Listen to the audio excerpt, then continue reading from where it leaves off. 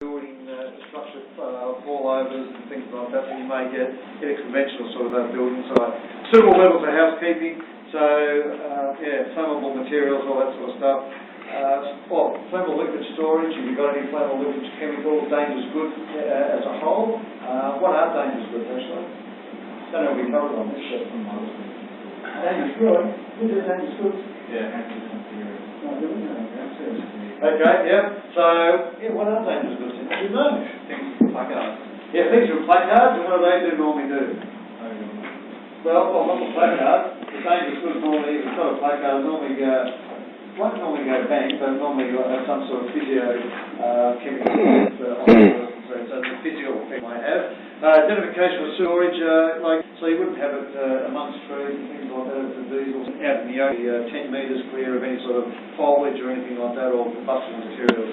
Hot work procedures and permit systems. Once again, you need to ensure hot work procedures in place or a permit to do hot work. And what is hot work? Grinding, yes, anything that creates conditions also. Welding, grinding, could be gas welding, could be arc welding, anything like that could be deemed to be hot work. Forging, if you're doing any of that on site, Do they do any of that on site these days? Well, they're all coming outsourced, perhaps, with that. But anyway, that would be hot work, if you do anything like that. So you need to have a procedure in place for that, and depending what you're welding on, you can actually have problems with hot work, not only just fire, but also explosions and that. So many